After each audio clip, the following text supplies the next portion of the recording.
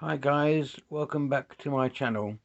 Well, I'm afraid to say that not much progress has been made this week on my capital ship. And the reason for this is because I am waiting for some bits that I've seen on Facebook Marketplace to be delivered. These will add a lot more detail to the ship, but yes, I know I succumbed to buying a few bits and pieces, but I thought I just had to increase the detailing. I just didn't have it in my stash to do so. I have done some stuff at the front to start developing the nose a little bit, and I'm starting to think about the interior here. I've to sort of start building that bit up, but I'm afraid that's as far as I've really got this week. Plus the fact that I've been extremely busy at work, so I haven't really had time much to get onto the into the workshop itself. However, having said that, I have been concentrating on some other bits and pieces in the meantime while I've been waiting for parts to arrive. Now these are, I suppose you would call them, some blasts from the past. These are models that I was working on some time ago, and I've got back to them. Now this is a conversion of a small Millennium Falcon model.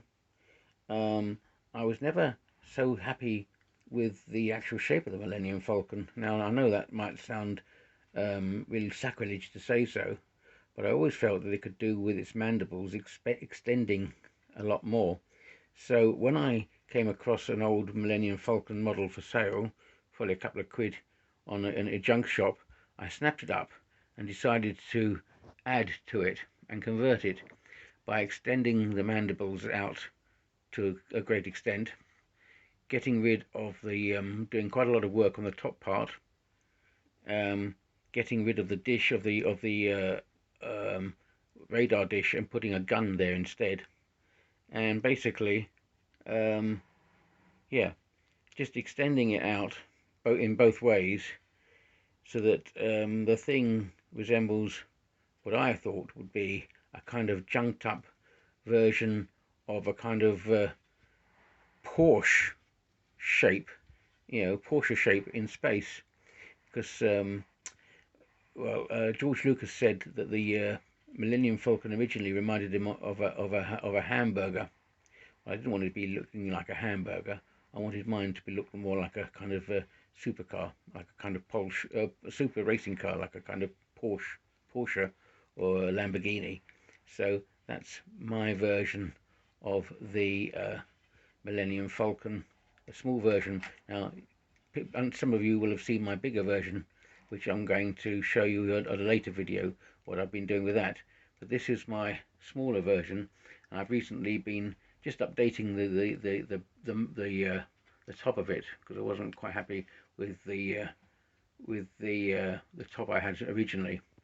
And if I go underneath, you'll see that I have put it on legs, and these legs are actually put together.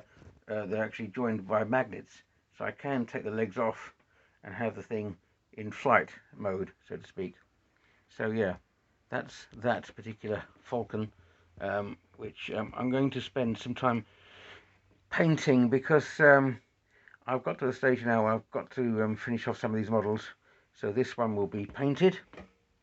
Um, I'm going to cover it with rust coloured primer, I think, and then paint it on the top to make it look as if it's really been rusted out and,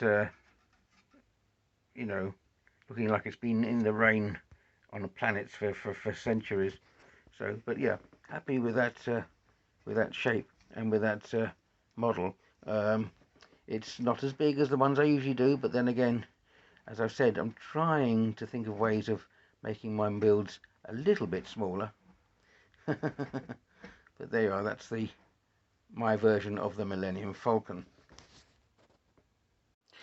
And I want to show you two other ships that I have in my collection, which again I was working on some time ago, but again only recently started to rework. And they're both capital ships, again from the Star Wars universe. This is a converted Star Destroyer, Vant Advantage or Vintor class from the sequel, from the prequel series. But as you can see, I have completely redesigned the front.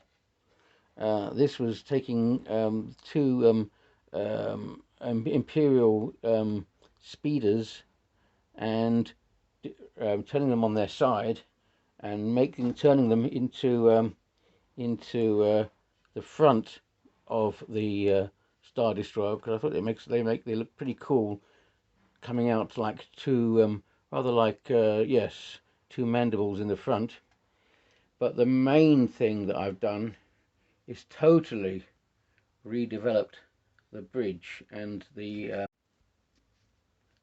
section at the top all along here. As you can see, I've made him in order. I've added lots and lots of 20th century battleship parts for models, and I think the whole thing now increases the scale of the ship and makes the whole Star Destroyer look a lot more massive. Again, I've now got to repaint it because it's the paint job is quite old. But yes, the whole thing now looks pretty impressive as regards the scale. It's a small ship in terms of being a model. It's a small model, but I'm going to put it onto a nice stand, and yeah, I think the whole ship now pops nicely as a large scale capital ship, my version of what a Star Destroyer might look like. And lastly, here is my version of a Super Star Destroyer, which I did quite a number of, well, about 3 years ago, to be perfectly honest. Again, it's taking a Revel Vintor Star Destroyer plus an ordinary Imperial Star Destroyer and marrying them together, and then adding lots of battleship parts from 20th century battleships to create my version of a large Super Star Destroyer. Probably not as big as the Super Duper Star Destroyer one sees in The Empire Strikes Back, but again, my version of a large capital ship, the large Star Destroyer from my Star Wars universe. And I think the amount of detail, again, from various battleships of the 20th century really increases the size and the scale of the ship itself. And you can put in a lot of scale onto a rather small model if you use the right kind of scale battleship parts. So, as I say, my version of the Super Star Destroyer, which again I have been adding little bits and pieces and greeblies over the past year, just to add more detailing to it. But there you are, my version here. And I'm going to again need to respray this, and because it gathers a lot of dust, I'm going to respray this to get a better paint job on it. And I'll put it on a stand, and I might put the other smaller Star Destroyer with it, just so that it looks like they're both travelling in some kind of convoy in space. So there you are, that's my Super Star Destroyer. So I have been doing a little bit of work this week, basically twiddling my thumbs a little bit while parts are coming in, and I have been spending a little bit of time. Oh, you might have noticed that yes, I'm using a turntable, a rather makeshift turntable. I've also ordered a better turntable on eBay, which I hope will come in at some point. Okay, guys, well there you are. That's my capital ships. Oh, I actually, you know what? I'm going to show you one more ship, just one more. Now this one is a very old design. This is my attempt at a space station, and as you can see, it's mainly a Star Trek Deep Space Nine model with a Cylon radar, a Star Wars droid ship, command ship, and lots of other little greeblies at the top. And it's quite a big one. Again, I need to repaint this one because it is quite old. It's probably about 4 years old, this particular model. But yeah, this is a. I still think that the design's not bad at all, really, and it's still stands the test of time, so to speak. The top looks good, and I'm happy with the detailing at the top. Again, using lots of small greeblies from battleships and other Rebel models picked up along the way. But yeah, happy with that one. And I'm not sure how to put it on a stand. At the moment it's resting on a temporary stand, but I want to design a better stand for it and see how far I can add to the detailing inside. I particularly like that particular section of it and want to increase the detailing there. But yeah, the only part that's underdeveloped is that bit there, but we won't mention this bit here yet because I haven't got down to it.